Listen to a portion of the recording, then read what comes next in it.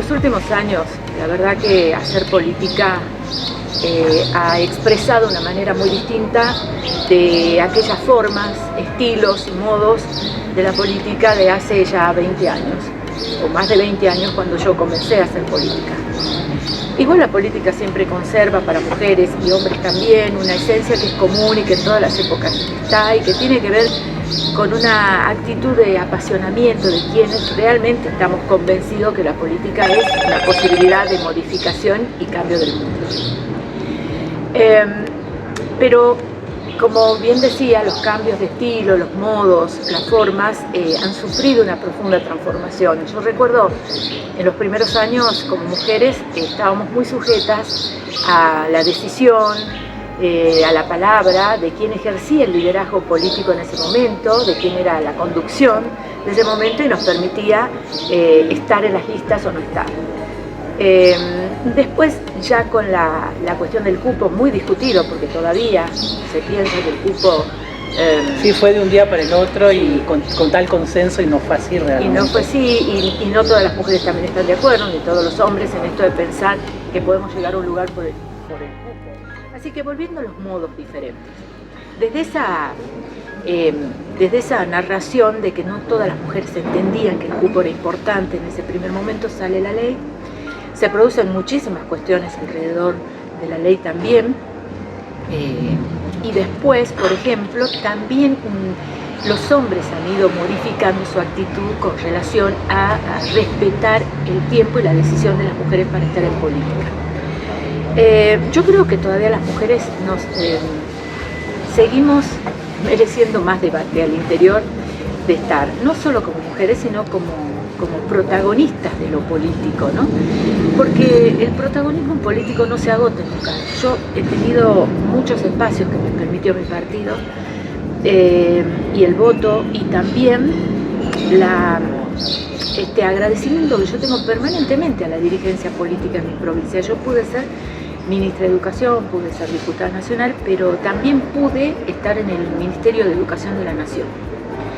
Y ese ejercicio político a la distancia, no en la provincia, desde una estructura nacional, permite también una mirada, una macro mirada de lo federal y permite encontrarnos como mujeres en un desafío terrible, porque había muchísimas mujeres del interior del país construyendo, sobre todo en ese momento, después de la vuelta del 2001 y de los dolores del 2001, en el 2003, construyendo y reconstruyendo un tejido social que estaba destruido porque el 2001 desmanteló todo el Estado, lo convirtió en un Estado bobo, ineficaz, pero además la ruptura de lo social.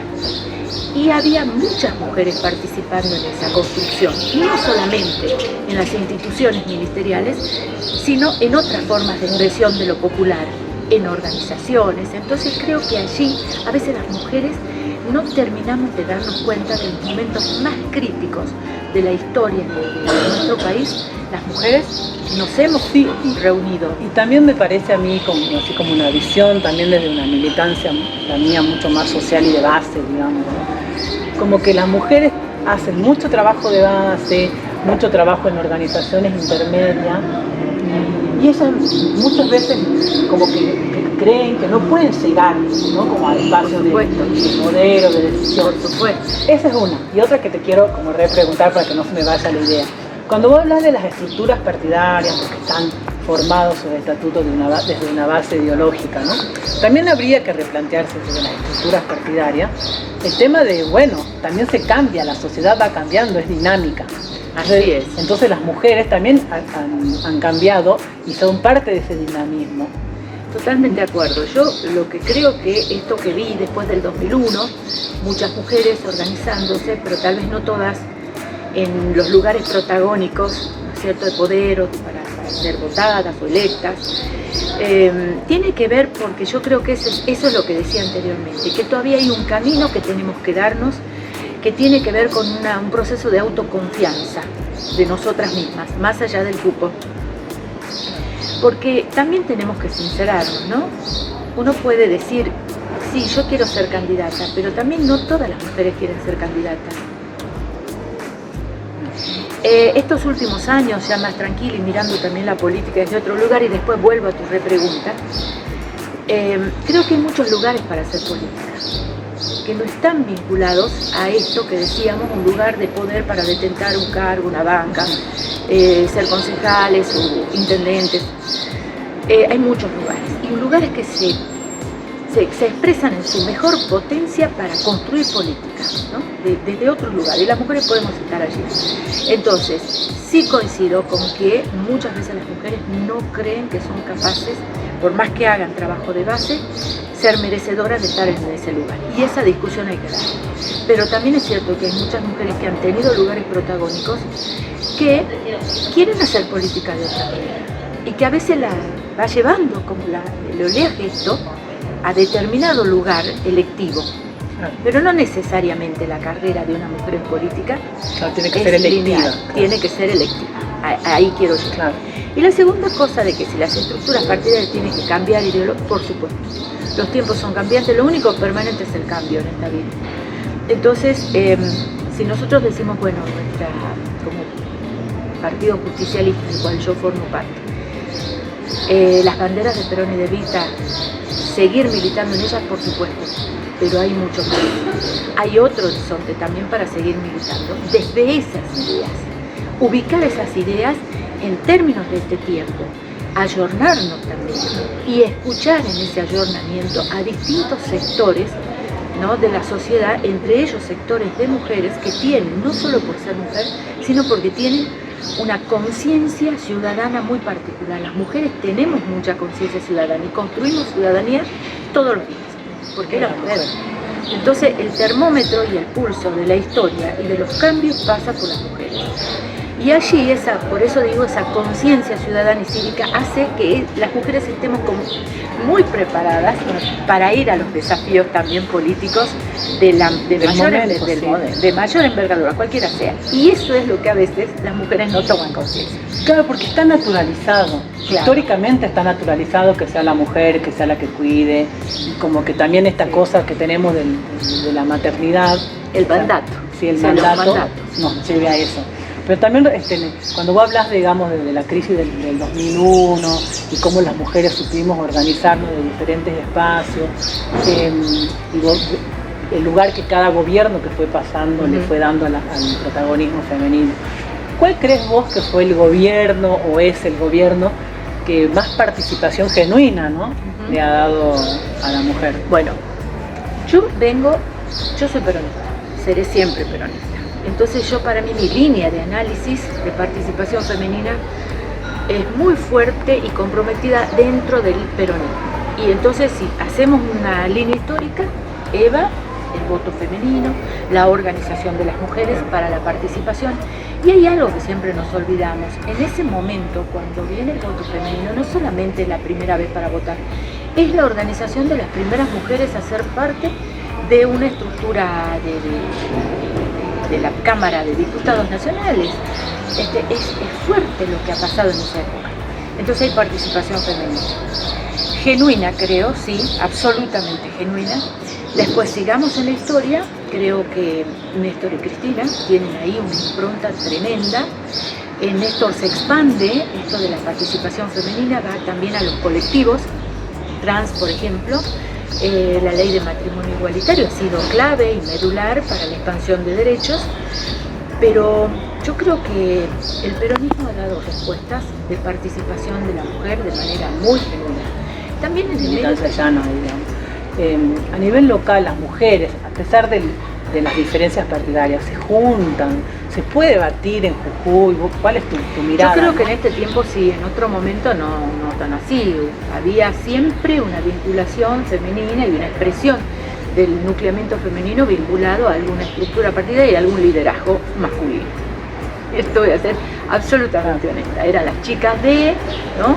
Decíamos como las paquitas ¿no es cierto? Vos tenías una identificación de tu líder. Claro. Entonces, en ese sentido era la construcción femenina dentro del liderazgo tal.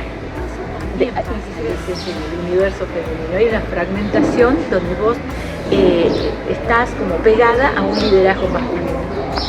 Entonces se da la discusión, claro, pero también se daba en eso. Y después creo que en los últimos años sí, se han ido modificando, han ido cambiando y ya hay expresiones genuinamente de mujeres que se reúnen, que discuten y que están en el camino de transformar sin necesidad de estar asociadas a ningún liderazgo masculino. Estoy absolutamente convencida. Vos hablabas de bueno, que tenemos que hacer también una construcción o repensar nuestro camino en la militancia, en la política como mujeres.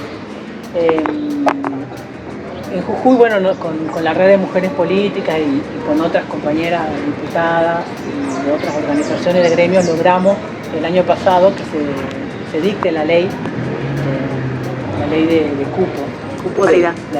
De paridad.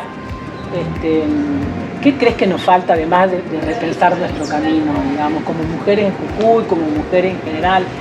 ¿Qué derechos nos estamos perdiendo para ir a conquistar? Bueno, yo creo que, en esto creo que todo derecho va saliendo, es un emergente de la situación que uno vive y de un contexto. Entonces no hay un a priori decir nos falta tal cosa, sino es día a día. ¿Qué hace esta sociedad que nosotros sentimos que nos sigue vulnerando o que seguimos teniendo un vacío para nuestro desempeño pleno y nuestro derecho y nuestro ejercicio pleno del derecho? Es día a día, entonces no hay un a priori, ¿no? En primer lugar. Pero si nosotros sentimos que todavía nuestra participación, hablemos de cargos selectivos por ejemplo, sigue siendo más allá del 50% y de la paridad, insuficiente en términos de respeto a nuestra voz, ahí hay algo para trabajar nosotros. Que sean nuestros proyectos y no solo los proyectos que vienen a veces encapsulados y guiados, ¿no? Y totalmente orientados, que sea nuestra idea. Y nuestra idea como mujeres no es solamente luchar por nuestros derechos femeninos, sino lo que la comunidad requiere. En las lógicas feministas, también en las prácticas y desarrollos teóricos y prácticos del feminismo, una cosa que aprendí en los últimos tiempos es que uno puede expresar este feminismo de muchas maneras. Claro, no hay un solo feminismo. No hay un solo feminismo. Nosotros lo planteamos. Y una de esas construcciones múltiples tiene que ver con el feminismo comunitario.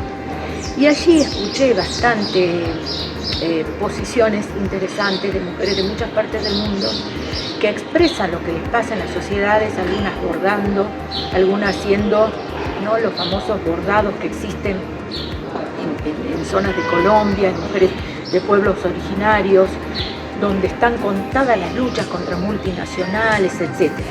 Eso creo que nosotras, cuando vamos a la lucha, también tenemos que pensar fuertemente en qué nos falta como comunidad. Y ahí la expresión como mujeres va a tener una plenitud muy grande, porque son nosotras las que sabemos muy bien qué pasa por esta función múltiple, polisémica, si se quiere decir, tomando teorías de otro lado, las formadas y hermanas, cuidadoras, todo este rol que la sociedad nos pone nos da una conciencia y un aprendizaje impresionante sobre todo lo que pasa en el mundo y la sociedad. Entonces estamos muy capacitadas para poner palabras en las leyes, para poder decir cómo hay que gestionar tal cosa. No hace falta ir a ninguna academia, hace falta esto, tener esa voluntad. Y creo que eso es lo que tenemos que aprender como mujeres. Que cuando viene un proyecto tenemos que trabajar, nosotras podamos decir y modificar ese proyecto conforme a nuestro propio enfoque o con nuestra perspectiva de género, si se quiere, que no se nos pase esa tarea. En segundo lugar, entender que hay derechos que tienen que ver con la comunidad y por ellos también tenemos que ir y estar en la lucha. Nos toca eso, porque es un mundo que después también nos apalea por eso. El tema de nos apalea por decir, nos apalea por cuestionar, nos cuestiona, sí. Eso es violencia política. Eso es violencia política y es violencia social. Nosotras creo que nos queda también como mujeres, si estamos en la política, no naturalizar ningún discurso, así nomás. Esto de que bueno, vendrá otro tiempo, después podés... No, si a esa mujer le interesa estar en política y cree que se merece ese lugar, hay que pelear y hay que buscar la alianza y tejer la red con otras mujeres para que ese sea el lugar. No naturalizar. Bueno, después veamos. Si hay una ley que está saliendo y que la perspectiva de género no está aclarada, luchar por eso. Y si hay un tema económico, que en la provincia también afecta a nuestro futuro, ir por eso. Así nuestros compañeros no piensan. Sí. Y como mensaje a aquellos que hacemos política o a aquellos que quieren hacer o están en una militar, ¿qué le dirían? Mira, la política ante todo es pasión y es lucha. Pensé muchos años si había otra manera de hacer política que no sea luchando, en el buen sentido de la metáfora.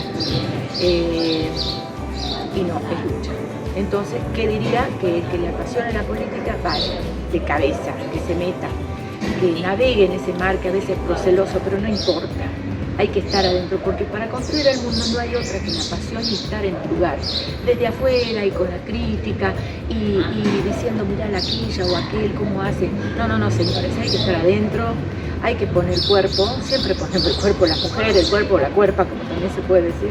Siempre estamos en esa historia, pero yo les diría esto a las nuevas generaciones.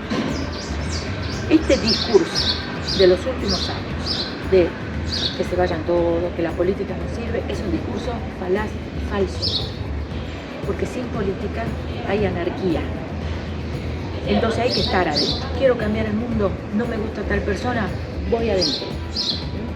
A todos, a todas y todes, adentro. Hay que estar adentro, hay que tejer la red de acción, hay que tener claridad y hay que tener pasión. Y eso va a dar felicidad, porque la felicidad no es siempre este tema, ni tampoco es el cargo.